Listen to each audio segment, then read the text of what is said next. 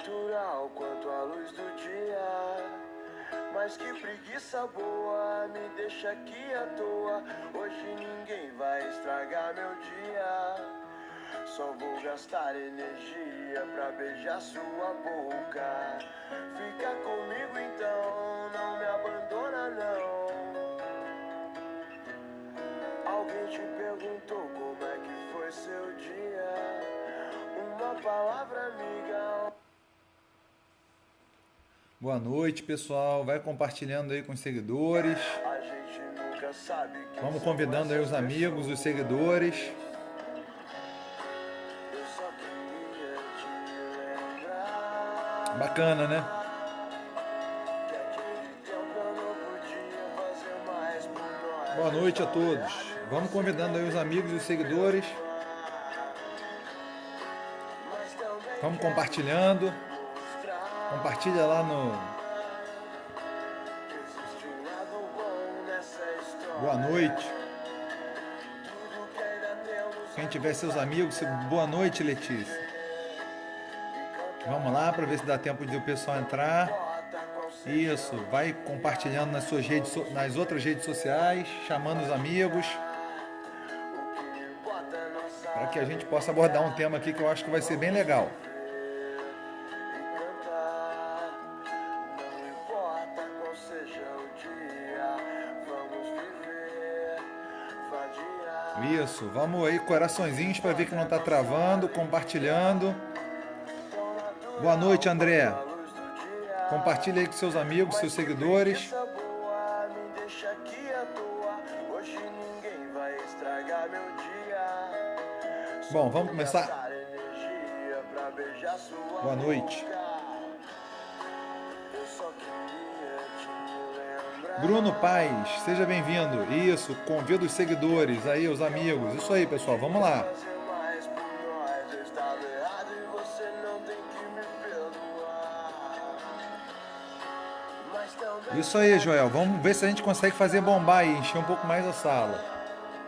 Senão o pessoal vê na reprise. bom nessa história. Tudo que ainda temos a Vamos lá. compartilhar e viver. A hora que vocês quiserem eu começo. Preparados? Não importa qual seja o dia, vamos viver, vadiar. Isso aí, vamos compartilhar, Vinícius. Bacana. Muito legal, pessoal. Isso aí. Cantar. Não importa Então vamos começar. qual seja o dia, vamos viver. Vamos começar. Que legal. Vamos lá, pessoal. Eu vou tentar aqui posicionar de uma maneira que eu consiga falar e fazer com que não fique tão extenso. Boa noite, eu vou ser Delta e vai sim, acredito nisso. Que bom que você está aqui. Espero que você goste aí da live, compartilhe com seus amigos e aí faça parte do nosso grupo de estudos aqui através do Periscope. Seja muito bem-vindo. Pessoal, esse tema, como é que é a sistemática dos temas que eu tento trazer para vocês? Puxa, que bom que você gostou. Eu tentei simplificar um tema que é muito difícil. Mas como é que eu tento fazer? Antigamente, vou fazer um preâmbulo rápido. A gente não tinha muita... Tá sem áudio? Tá sem áudio. E agora, tá com áudio? Tá sem áudio? Tá, beleza, então. Vamos prosseguir. Antigamente, pessoal, a gente não tinha nos livros muitas produções literárias feitas por delegados de polícia, por uma série de fatores. Se a gente voltar aí a 15 anos atrás, pegar a importância do delegado de polícia como carreira jurídica, o número de professores que davam aula em universidades, que tinham mestrado, e a relevância que isso foi ganhando, então a produção literária realmente era muito pouca.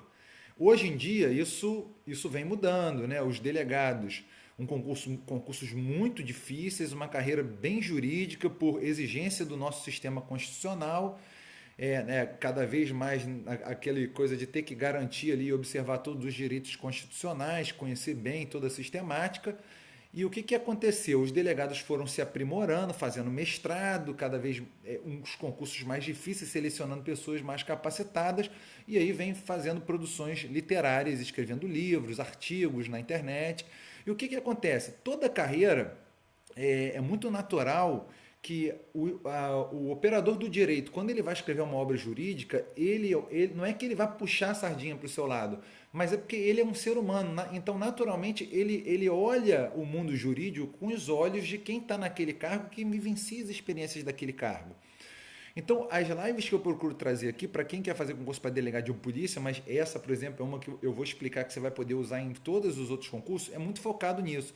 Eu fico pensando e dando uma olhada na produção literária de alguns delegados, sabendo que hoje praticamente todas as bancas no concurso de delegado de polícia têm um delegado de polícia em cada matéria, e aí eu tento trazer um enfoque que pode ser cobrado na sua prova, notadamente numa segunda fase, numa prova subjetiva.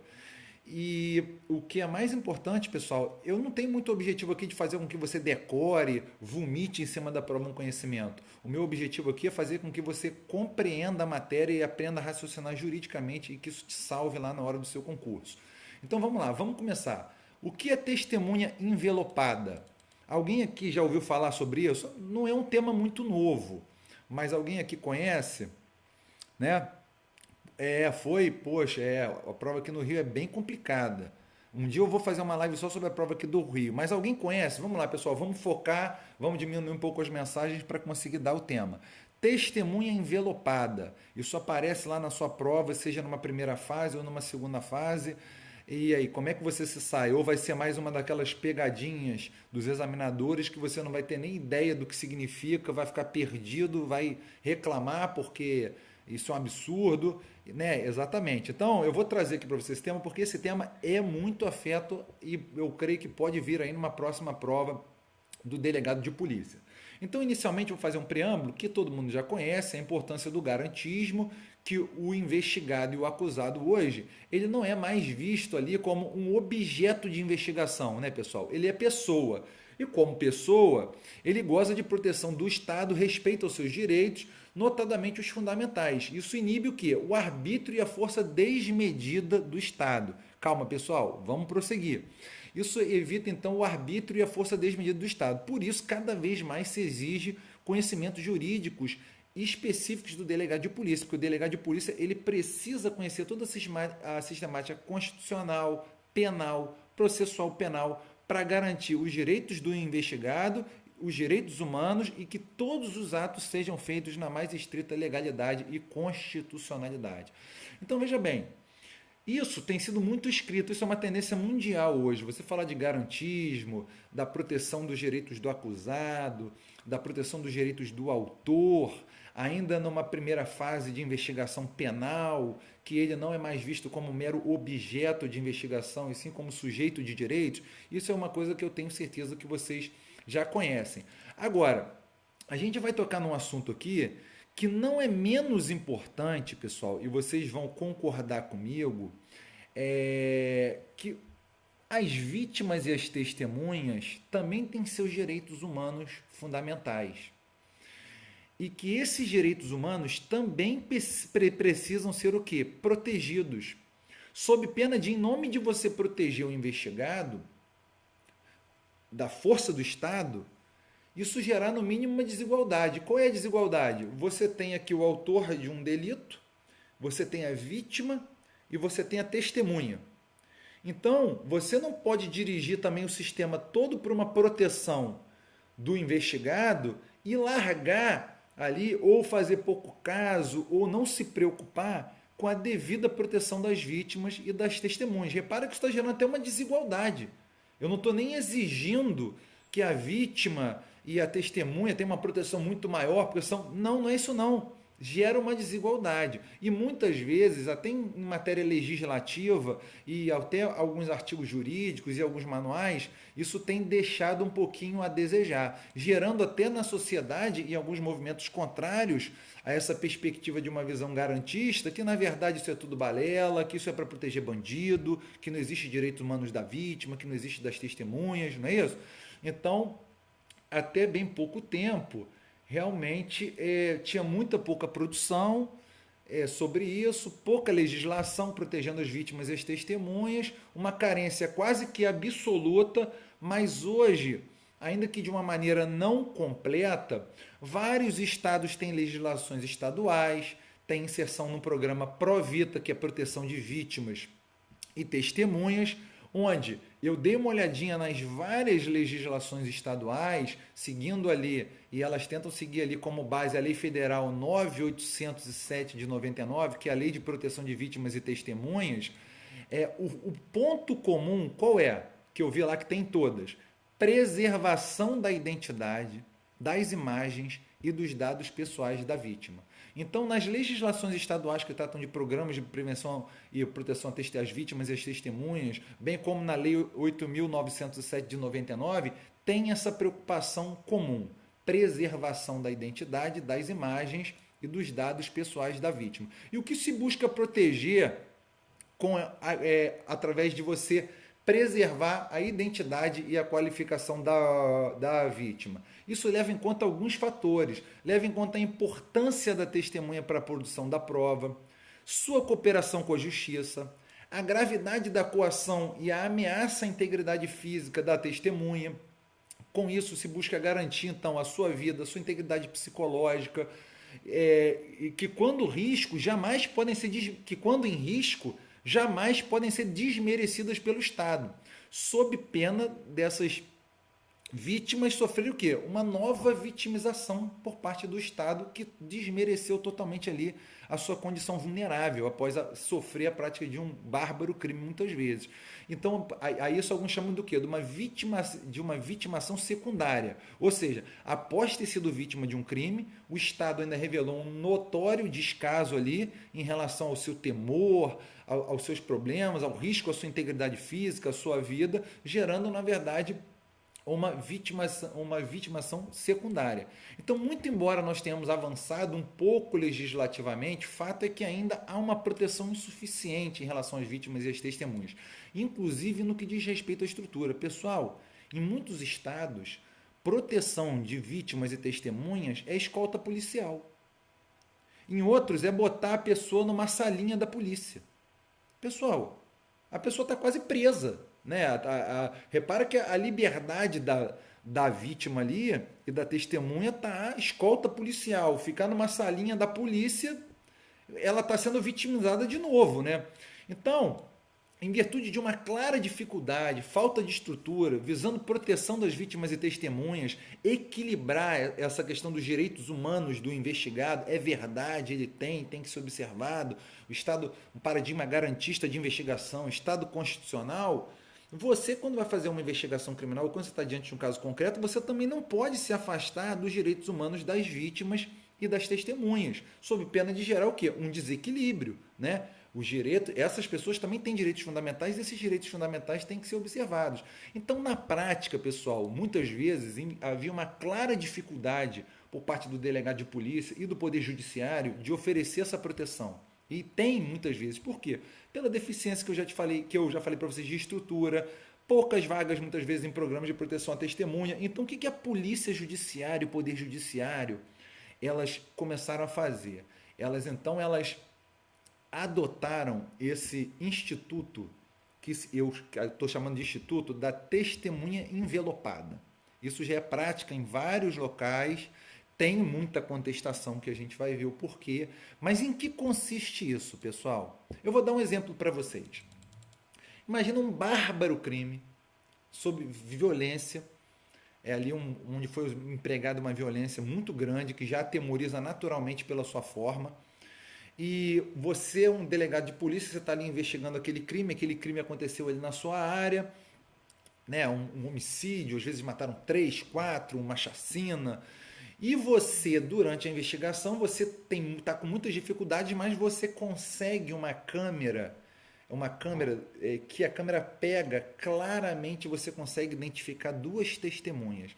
Mas o ângulo da câmera não pegou nem a prática do fato criminoso e nem a figura do criminoso. Mas, boa noite.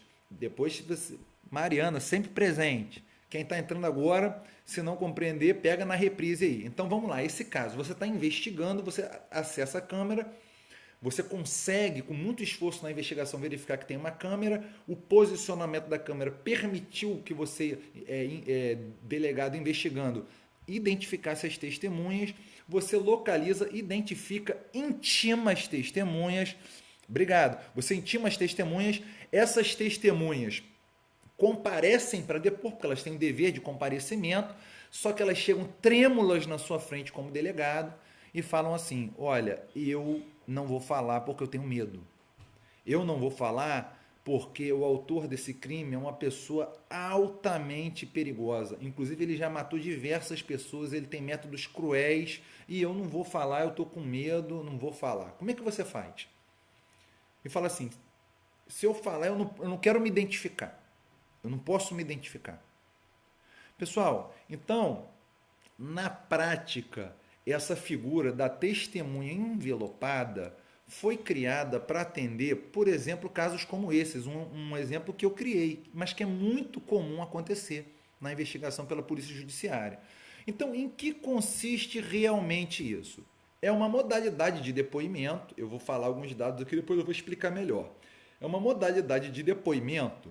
Você senta ali então para colher as declarações dela, o depoimento dela, que confere maior segurança ao sigilo dos dados, endereço e da qualificação dela, nome completo, idade, pai, mãe, garantindo assim, dentre vários fatores, a segurança, a maior segurança da testemunha e uma oitiva mais espontânea e verdadeira, que a partir do momento que ela sabe, que você dá a informação a ela, que os dados dela estão sendo preservados, ela vai ter uma natural espontaneidade, se sentir um pouco mais protegida para falar ali a verdade e narrar ali melhor os fatos com melhor inteireza, facilitando assim a busca do Estado pela verdade. Exatamente. Então, na verdade, isso dificulta, essa testemunha envelopada tem o objetivo, e a gente vai ver aqui, de dificultar o acesso aos dados qualificadores da vítima. Então, como que isso é feito na prática, pessoal? O depoimento ele é feito em duas partes. Numa primeira parte, você coloca ali todos os dados qualificadores dessa testemunha. Nome completo, filiação, tudo que pede, né? Idade, estado civil. Então você identifica bem ali. São os dados qualificativos, endereço, telefone, que são exigidos. Isso você bota numa primeira parte em uma folha.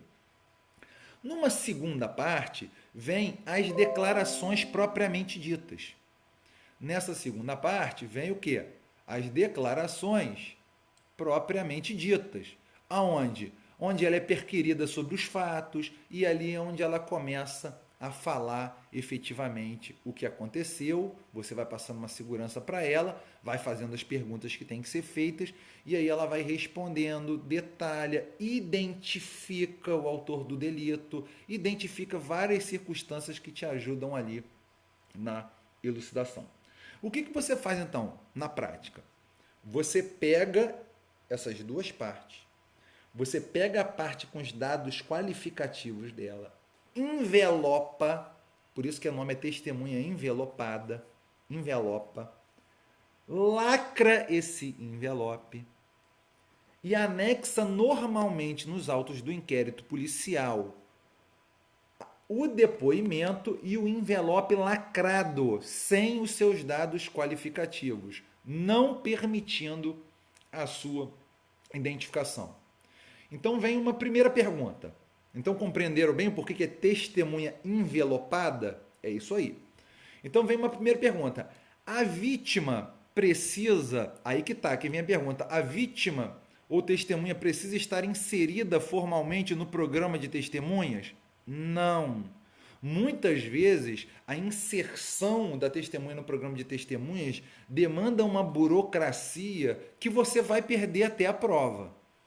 Então, não há necessidade, não é uma exigência que você, para fazer a testemunha envelopada, que ela esteja regularmente inserida no programa de proteção de testemunhas. Seria melhor, mas no caso concreto, dependendo do risco à vida dela e da latência do caso, não é necessário. Por quê?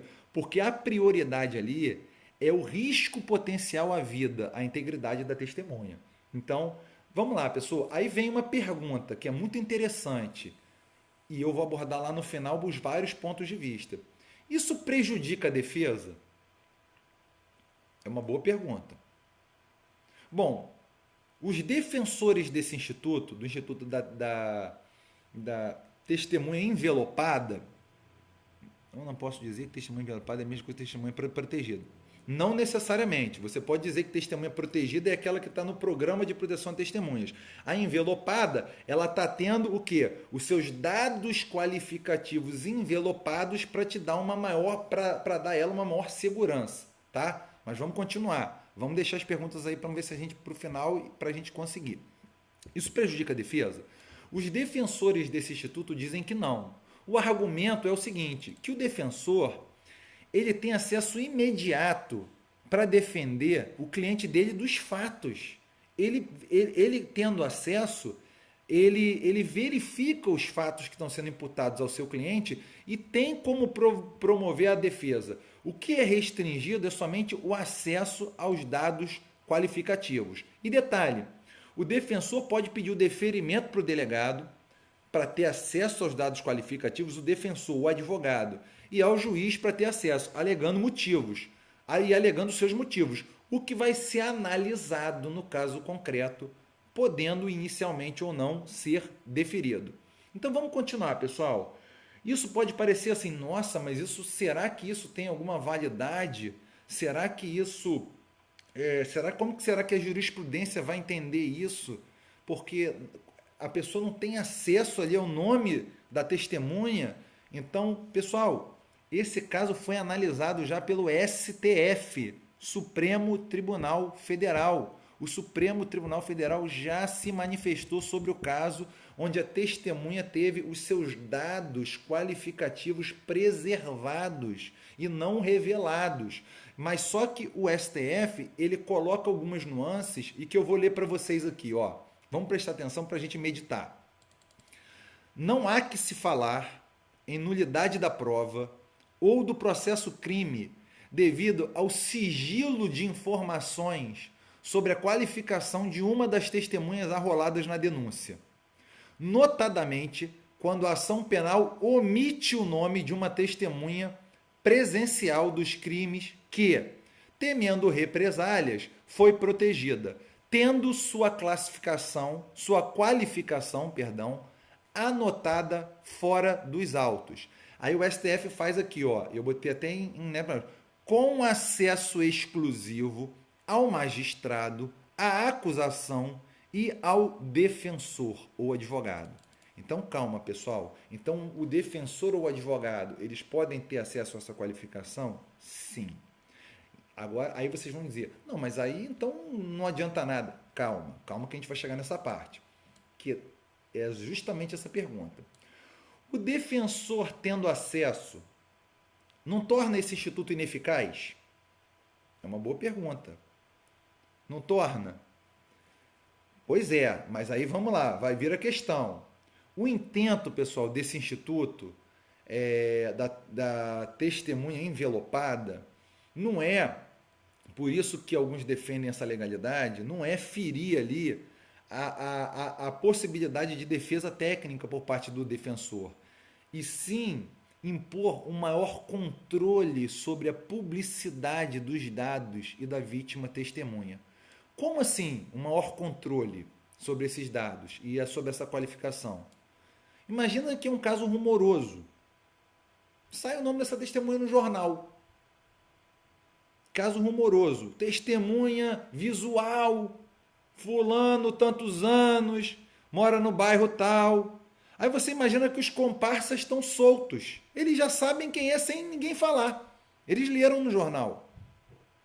E mais, a testemunha se sente segura até o ato do seu depoimento no contraditório, porque até aquele momento ali ela não está plenamente identificada e qualificada.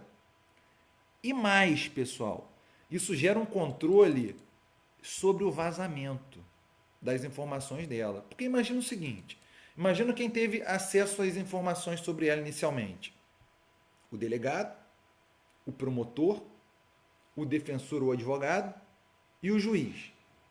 Então, logo tem o acesso, vamos dizer, o defensor, que ele vai falar, como disse aqui, tudo bem. Então, logo ele fala, a testemunha morre. Pessoal, isso gera um receio. Poxa, eu tive acesso e imputaram, e foi lá e mataram a testemunha. Isso gera um receio em qualquer pessoa. Isso é do ser humano. Então, isso gera um controle, um maior controle sobre esse vazamento a partir do momento que você tem um acesso mais restrito e você sabe quem teve acesso aos dados daquela testemunha. Pessoal, isso é pacífico?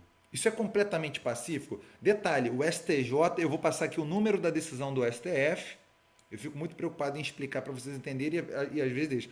STF HC 112.811 São Paulo, SP. Segunda turma, julgado em 25 de 6 de 2013. Então, repetindo, HC 112.811, STF. O STJ já decidiu no mesmo sentido.